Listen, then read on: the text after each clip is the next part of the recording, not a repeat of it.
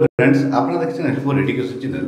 বন্ধুরা, রাজ্যে আবার ছুটি নিয়ে গুরুত্বপূর্ণ নির্দেশিকা জারি করল শিক্ষা দপ্তর।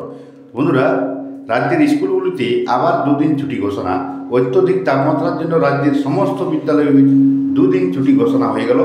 এরপরে পরবর্তীকালে আরও নোটিশ না দেওয়া পর্যন্ত এখন বিদ্যালয় চালু থাকবে না আবার বন্ধ হবে বলা যাচ্ছে না। তবে দেখুন, 12 তারিখ যে নোটিশটি প্রকাশিত হচ্ছে, দেখুন 12 June, from the Secretary in School Education Department, Government of West Bengal, regarding suspension of academic activities.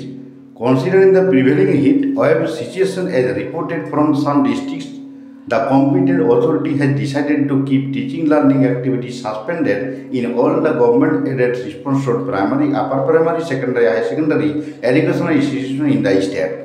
তো রাজ্যে সমস্ত মাধ্যমিক, উচ্চ মাধ্যমিক, প্রাথমিক, সরকারি এবং সরকারি বহিষ্ঠ সমস্ত বিদ্যালয়গুলি 13 তারিখ এবং 14 তারিখ এই দুদিন ছুটি ঘোষণা হয়ে গেল।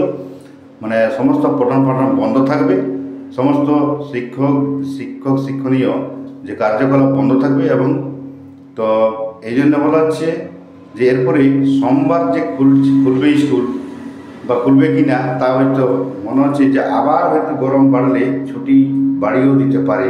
তবে এখন আপাতত এই দুদিন ছুটি ঘোষণা রাজ্য সরকার শিক্ষা দপ্তর থেকে করা হয়েছে। তো ভিডিও লাইক ও শেয়ার করবেন বন্ধুরা। পরবর্তী আপডেট পাওয়ার জন্য অবশ্যই চ্যানেলটিকে ফলো করবেন। Thank you.